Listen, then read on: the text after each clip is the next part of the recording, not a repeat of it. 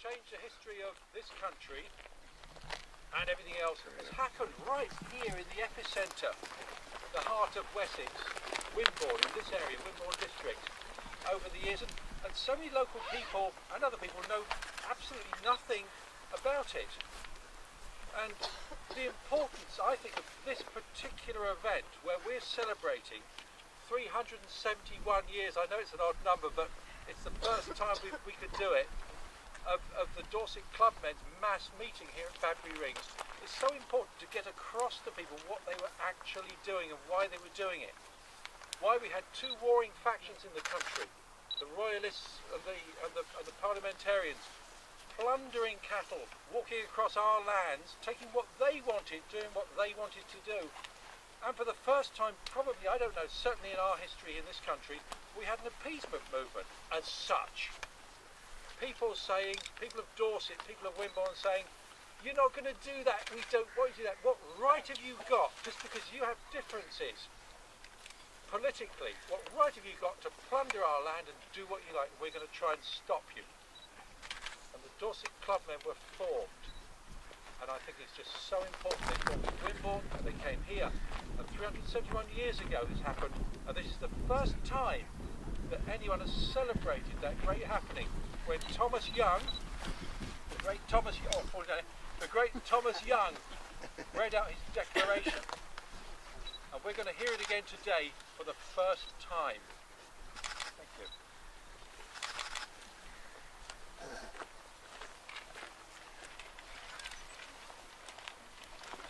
My friends, people of Dorset and from afar, I am sorry that I have to appear here today in front of you in arms.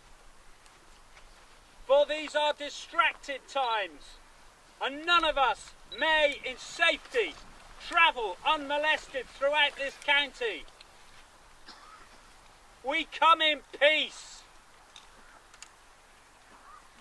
Some of you may know me.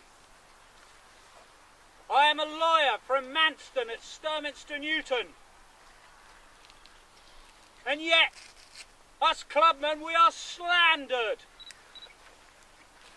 In Parliament, the dear Parliament that we all love, I have been called more honest than eloquent, more eloquent than honest.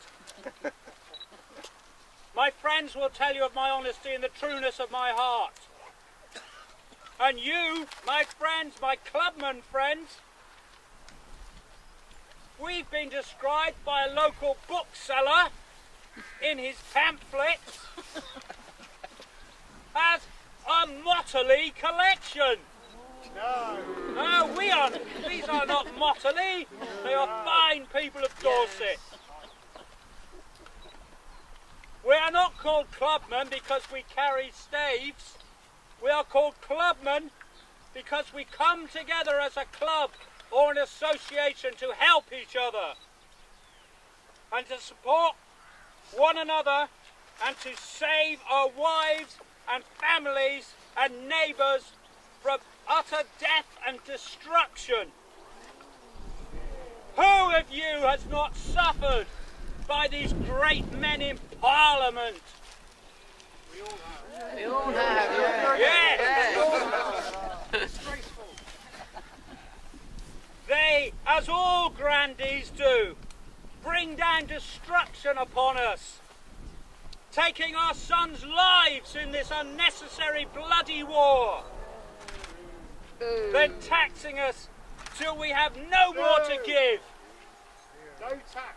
Whilst they grow fat and rich from the pickings of our hard work and our bones. Have we changed it? I now will read the declaration which we, the leaders of the clubmen, have agreed to be issued. We have sent it to the King, and he says that we should list ourselves under local gentlemen to regiments and give him aid. We took it to Sir Thomas Fairfax at Sherborne, where he is besieging the castle, And he arrested all of our men and still holds them prisoners. I will now read the declaration, and I will ask this young boy to bring it forward. This poor boy, his father and his mother and his sister were all killed by soldiers. Shame.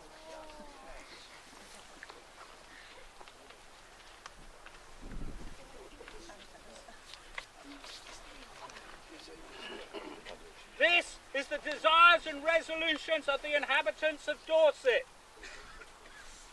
We, the miserable inhabitants of this said county, being too deeply touched with the apprehension and sense of our past and present sufferings, occasioned only by these civil wars within this kingdom, and finding by sad experience that by means thereof the true worship of Almighty God and our religion are almost forgotten, and that our ancient laws and liberties are altogether swallowed up in the arbitrary power of the sword, and foreseeing that famine and utter desolation will immediately fall upon us, our wives and children, unless God of his infinite mercy shall look upon our true humiliation, be graciously pleased, and speedily put a period to these sad distractions, we are unanimously resolved to join in petitioning His Majesty and the two Houses of Parliament for a happy peace and accommodation of the present differences, without future effusion of Christian blood, without which accommodation we cannot expect the enjoyment either of our religion, our liberties, or property. Meanwhile, we whose names are underwritten resolved and here do declare: 1. To defend and maintain with our lives and fortunes the true Reformed Protestant religion. 2. To join with and assist one another in the mutual defence of our laws, liberties and properties against all plunderers and all other unlawful violence whatsoever. Yes. 3. We do faithfully promise each to other that the damage or loss which in the execution of this cause shall happen to anyone will be accounted as the loss of everyone, and that reparation be made to such party or parties by the whole county, and in the case of the loss of life, provision be made of his wife and children by the county, so families will not starve.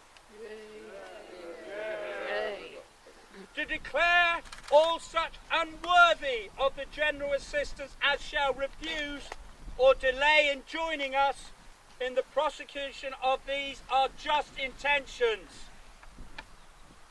We come in peace, we wish peace, and we call for an end to this war.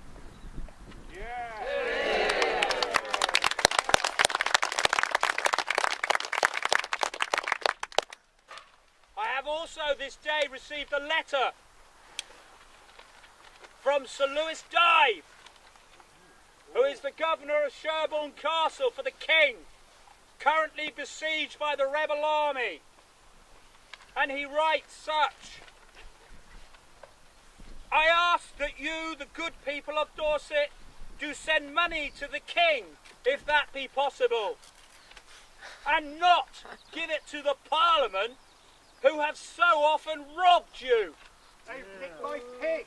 For the King, he hath it all. He doth not need anything else.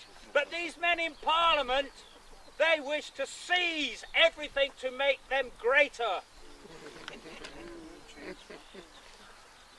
I beg you to remember how Parliament has taxed you And remember, my good friends, this Parliament has even taxed your birthright, your Englishman's birthright.